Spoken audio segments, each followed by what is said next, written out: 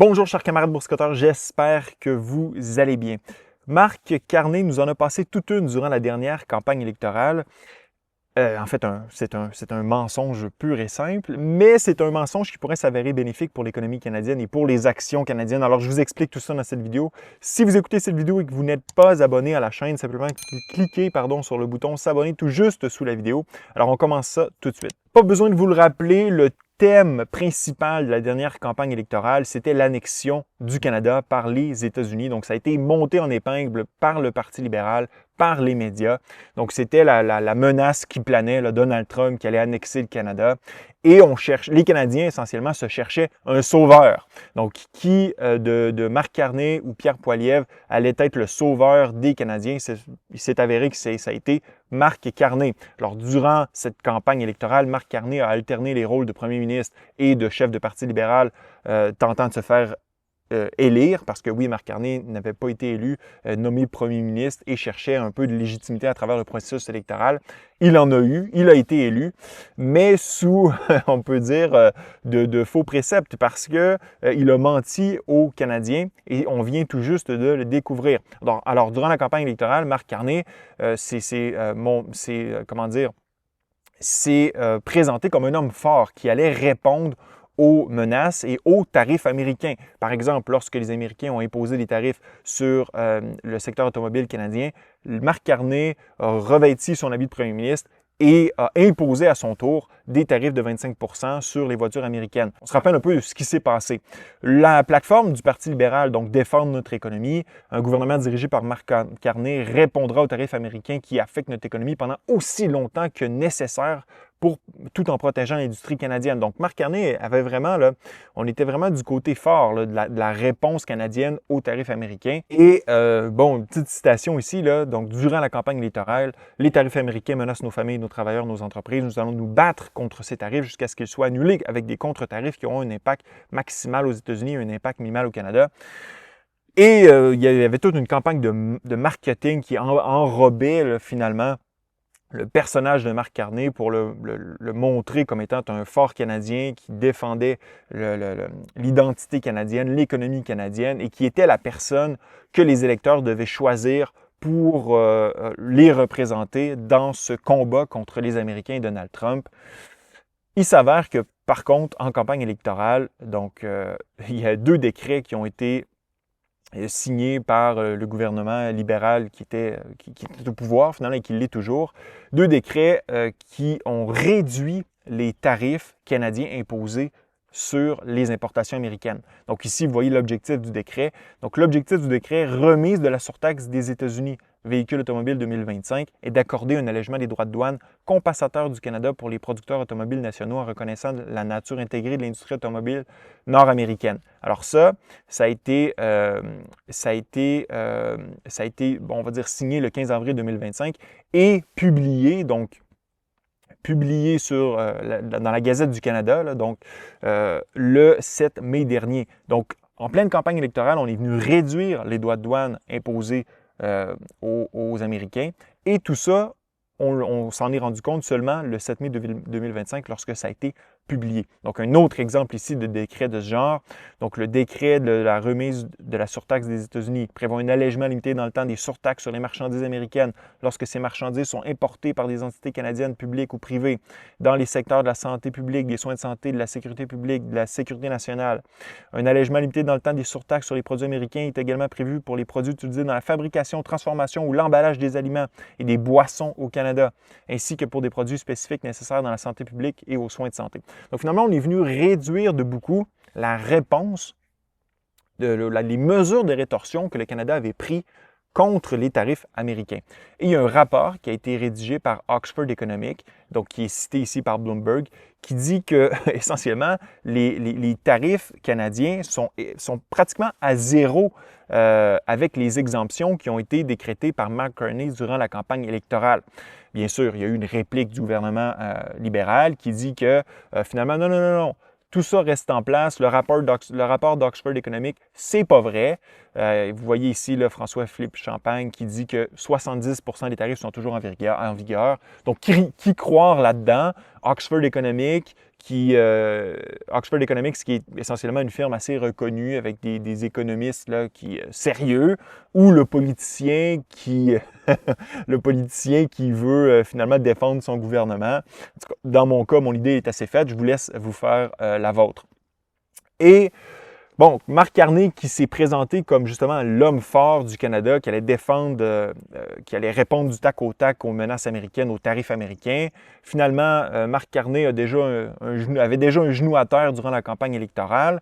Et là, on voit là, Carney qui confirme l'intérêt du Canada à participer au Dôme d'or, alors que Carney incarnait justement cet homme qui allait défendre l'identité canadienne. Bien, on voit que déjà, là, après la rencontre de Donald Trump, où Carney a essentiellement encensé Donald Trump, bien, on voit que le Canada est encore une fois en train de se mettre sous tutelle américaine volontairement en participant à ce Dôme d'or qui, encore une fois, va soumettre l'armée canadienne aux directives américaines dans cet ensemble que sera le Dôme d'or. Donc, bon, on peut être pour, on peut être contre. Moi, tout ce que je vous dis, c'est que ce genre de choses-là, ça participe, encore une fois, à diminuer l'indépendance du Canada par rapport aux États-Unis, alors qu'on avait un homme qui se présentait devant nous comme étant le grand défenseur de l'indépendance canadienne. Ben, tout ce qu'il fait depuis la campagne électorale, on le voit avec les décrets qui ont été annoncés, ben, c'est essentiellement de diminuer la réponse du Canada face aux menaces de l'envahisseur et de faciliter l'intégration du Canada dans la machine américaine, essentiellement. Bon, ce n'est pas nécessairement une mauvaise nouvelle, là, parce que vous m'avez vu à plusieurs reprises sur ma chaîne dire que les contre-tarifs, c'était complètement stupide et que la meilleure réponse que pouvait faire le Canada, c'était de ne rien faire. Donc, je ne vais pas nécessairement critiquer Marc Carney pour avoir retiré les contre-tarifs canadiens. Je le critique pour avoir menti aux Canadiens.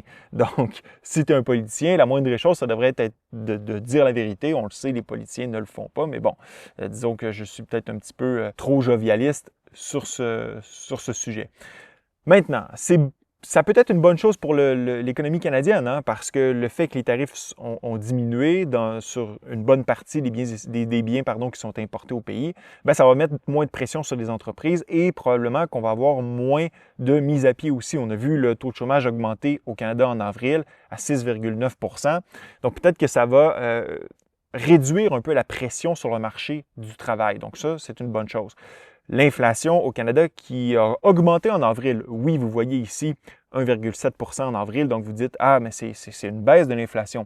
Mais dans les faits, lorsque vous regardez, là, lorsque vous excluez l'énergie, vous vous rendrez compte que l'inflation est en train d'augmenter. Donc, encore une fois, peut-être que justement cette décision de réduire les contre-tarifs, ça va participer à diminuer l'inflation au pays, parce que ce qui l'a fait diminuer présentement, c'est les prix d'énergie qui sont à la baisse. On peut le voir clairement lorsque vous allez voir les différentes composantes de l'inflation au pays, là. Donc, regardez du côté de l'essence, moins 10 %, de l'énergie en général, moins 7,9 %, mais ça continue d'accélérer du côté des aliments. Et ce n'est pas étranger au décret, justement, qui a été introduit durant la campagne électorale. Donc, sur un an, les aliments sont en hausse de 3,8 %, 0,4 % sur un mois. Donc, c'est beaucoup.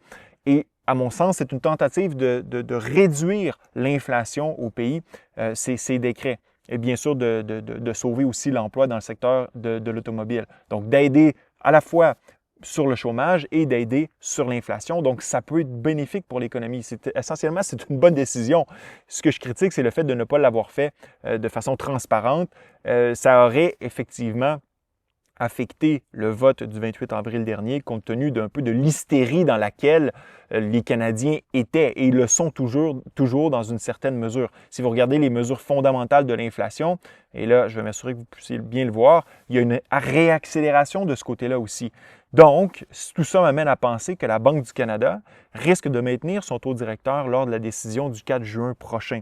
Parce qu'on a, oui, un chômage qui augmente, mais du côté de l'inflation, on a une certaine réaccélération. Donc, on va vouloir attendre un petit peu de voir ce qui se passe du côté de la Banque du Canada. Donc, on n'est pas pressé pour réduire de nouveau le taux directeur. Et du côté des actions canadiennes vont très bien en ce moment. parce qu'il y a une désescalade du côté de la guerre, de la guerre tarifaire avec les États-Unis. On a une désescalade du côté du potentiel d'annexion du Canada par les États-Unis. Donc ça, c'est une chose. Le TSX là, qui a atteint 26 000 points. Donc c'est un record finalement, là. Et depuis, par exemple, si vous regardez depuis l'élection de Mark Carney, le TSX qui est en hausse de 4,2 %, depuis le début de l'année qui est en hausse de 4,49 %, parce que Mark Carney est venu comme un premier ministre, et là on ne le sait pas encore, il faut attendre le budget qui va être déposé à l'automne, vu comme un premier ministre qui va, un peu à l'image de Trudeau, là, mais de façon différente. Trudeau, on était plus du côté des programmes sociaux. Je pense que Mark Carney va être beaucoup plus du côté des infrastructures. Donc, beaucoup de dépenses gouvernementales. Attendez-vous encore à des déficits, mais c'est un premier ministre qui risque de stimuler l'économie canadienne en investissant dans les infrastructures, très inflationnistes, mais du côté des actions, on voit ça de façon positive parce que les entreprises vont faire de l'argent, ça risque de stimuler l'emploi aussi, etc., etc. Donc, tout ça pour vous dire que Mark Carney m'apparaît à mes yeux comme un politicien, c'est-à-dire un menteur. On se demande un peu si les deux ne sont pas synonymes, mais que tout ça risque de stimuler l'économie canadienne, ou du moins de la soutenir un peu plus, alors que l'économie est encore affectée par les tarifs américains. Donc, Mark Carney a mis un genou à terre. Le Canada, évidemment, ne faisait pas le poids dans cette guerre commerciale.